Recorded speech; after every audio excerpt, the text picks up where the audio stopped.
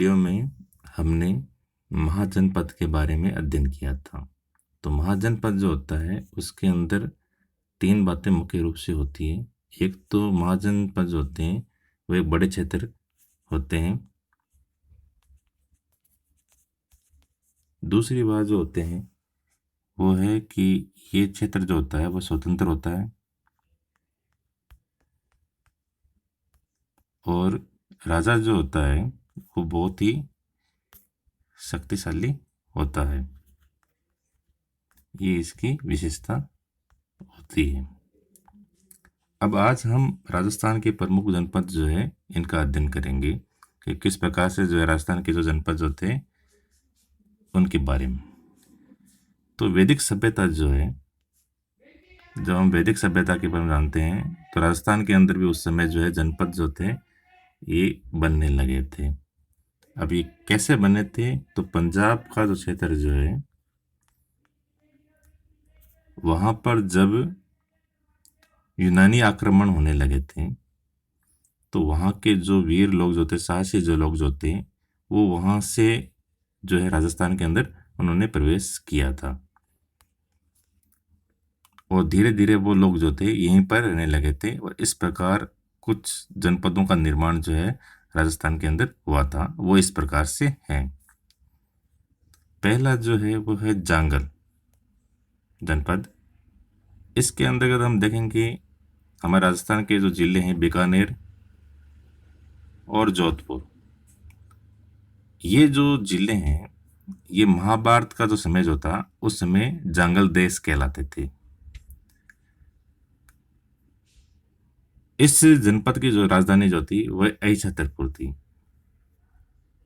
और अहि छतरपुर जो है जिस जिले में हम रहते हैं वर्तमान में नागौर, उसको अहि छतर कहते थे।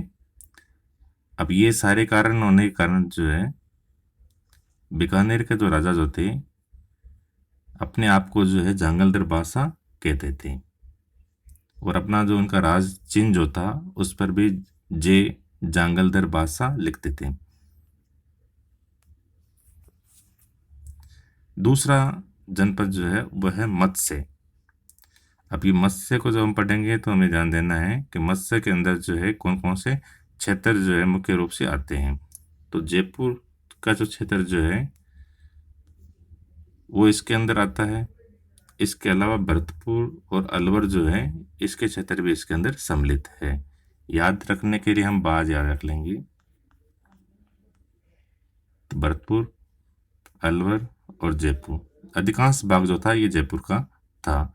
इसकी राजधानी जो थी ये विराटनगर थी और इस विराटनगर को अब वर्तमान में क्या कहते हैं? बेराट के नाम से जानते हैं। और जब हम मौर्य शासकों के बारे में पढ़ेंगे तो चंद्रगुप्त मौर्य के बाद में बिंदुसार आता है, तो उससे पहले जो है मत्स्य जनपद की जानकारी हमें नहीं मिलती। यानी कहने का मतलब ये है कि बिंदुसार के बाद ही हमें मत्स्य जनपद की जानकारी मिलती है। और महाभारत के अंदर एक राजा का वर्णन भी आया गया है जिसका नाम साहस था और ये जो है चैदी और मत्स्य दोनों राज्यों पर शासन करता था। अब हम ये भी देखेंगे कि मत्स्य जो प्रारंभ में जो थे ये चैदी राज्य के अंतर्गत आते थे और धीरे धीरे जो है मत्स्य जो क्षेत्र है उस पर जो है मगध के राजा जो है उनका अधिकार हो गया था। अगला जो जनपद है सूरसेन है, यानी कि जो उत्तर प्रदेश का जो मथुरा वाला जो भाग जो है वो क्षेत्र जो है इसके अंदर आता है। महाभारत के अनुसार जो है हम क्या देखते हैं कि यहाँ पर जो है यादव वंश का शासन था। तब याद करने के लिए ध्यान देना, ABCD याद रख लीजिए, ABCD। तो 20 A से अलवर, B से भरतपुर, C को एक बार आप करौली मान लीजिए और D को धौलपुर मान लीजिए। तो ये जो क्षेत्र जो है ये सूरसेन जनपद के अंतर्गत जो है आते थे और इसका संबंध जो भगवान कृष्ण से संबंधित है। अगला जनपद जो है शिव जनपद जो है इसकी राजधानी जो थी शिवपुर थी। ठीक है, वर्तमान में ये शिवपुर जो है ये पाकिस्तान के एक सारकोट नामक जो स्थान जो है वहाँ पर है। धीरे धीरे ये जाति जो है मेवाड़ क्षेत्र के अंदर जो है निवास करने लगी थी और इन्होंने अपनी राजधानी जो है नगरी बनाई थी ये चित्तौड़गढ़ के पास स्थित है। और इसकी जानकारी हमें किससे मिलती है? सिक्कों से हमें जानकारी मिलती है। मेवाड़ के बहुत से ऐसे स्थान हैं जहाँ सिक्के मिलते हैं और वहाँ से हमें सिक्कों के बारे में जानकारी मिलती है। तो मेवाड़ का मतलब हो गया राजस्थान के जो दक्षिणी भाग के अंदर जो उदयपुर है, चित्तौड़गढ़ है, राजसमंद है, ये जो क्षेत्र जो है, ये क्षेत्र प्राचीन काल के अंदर जो है मेवाड़ के नाम से जाने जाते थे। अब हम देखेंगे मध्य प्रदेश के अंदर जो है 5 गुहा लेख जो है प्राप्त हुए हैं। गुहा लेख का मतलब गुफाओं के अंदर जो है जो लेख लिखे होते थे उनसे जानकारी है। मंदसौर मध्य प्रदेश के अंदर आता है और वहाँ पर जो 5 गुहा लेख इन गुफाओं के अंदर जो लेख प्राप्त हुए हैं, जिससे हमें एक जानकारी मिलती है कि शिव जनपद जो है वो किस तरह से जो है आगे बढ़ा था। प्रसार के बारे में हमें जानकारी मिलती है कि पश्चिम से लेकर दक्षिण पूर्व तक जो इसका विस्तार जो है हुआ था। अब पढ़ेंगे हम मौर्य वंश की स्थापना के बारे में अंदर।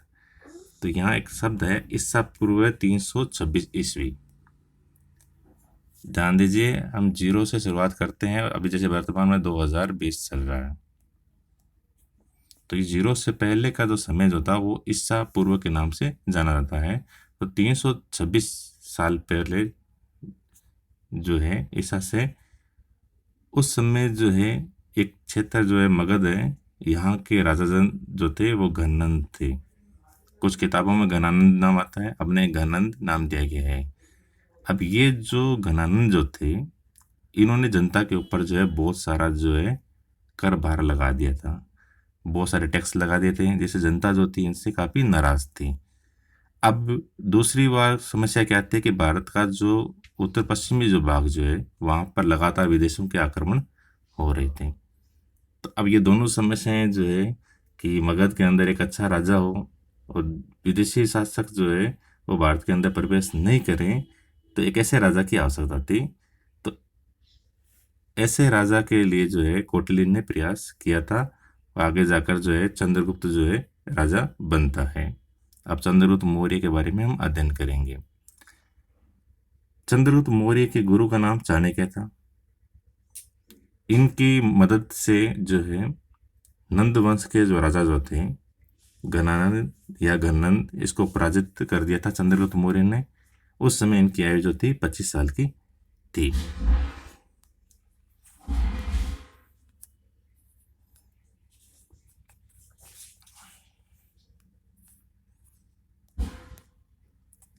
अब जान देंगे कि 305 ईस्वी के अंदर क्या हुआ था।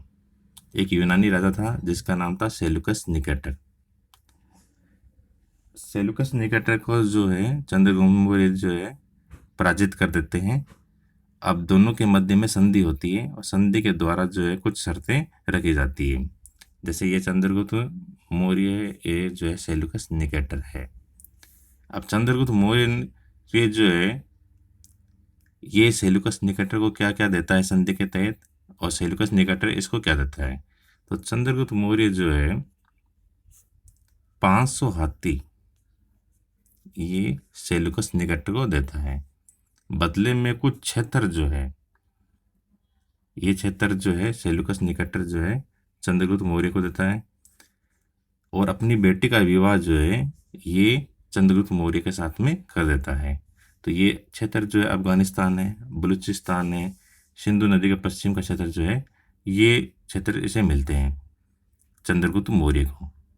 अब चंद्रगुप्त मौर्य का जो उस समय जो राजदूत जो थे मेगिस्थिनीज, ये भी सेलुकस निकेटर के द्वारा भेजा जाता है और वो उसके दरबार में रहता है। अब चंद्रगुप्त का उस समय जो है कौन कौन से क्षेत्रों के ऊपर जो अधिकार हो गया था, तो वो क्षेत्र जो थे काबुल है, हेरात है, कंधार है, बलूचिस्तान है, पंजाब है, गंगा यमुना का क्षेत्र है, बिहार है, बंगाल है, गुजरात है, कश्मीर के भूभाग है। इतने बड़े भाग के अंदर जो है चंद्रगुप्त मौर्य का अधिकार हो जाता है। अब ये एक महत्वपूर्ण प्रश्न कई बार आता है कि दक्षिण भारत के कौन से ग्रंथों से जो है हमें चंद्रगुप्त मौर्य के बारे में जानकारी मिलती है। तो तमिल के ग्रंथ है अहनानुरु और मुर्नानुरु। अहनानुरु और मुर्नानुरु, इनसे क्या पता चलता है कि दक्षिण भारत के ऊपर भी जो है चंद्रगुप्त मौर्य ने आक्रमण किया था।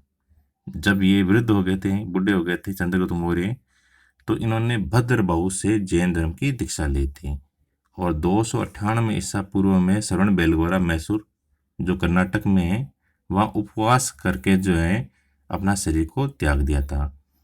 इस विधि को संलेखना विधि कहते हैं, जिसमें जो है व्यक्ति बिना किसी दुख के जो है अपने शरीर को त्यागने के लिए जो है उपवास रखता है और उसके बाद मृत्यु को प्राप्त करता है। जैन धर्म में इसको मान्यता मिली हुई है। तो इस पाठ को अच्छे से पढ़ना, आगे प्रश्न भी देंगे।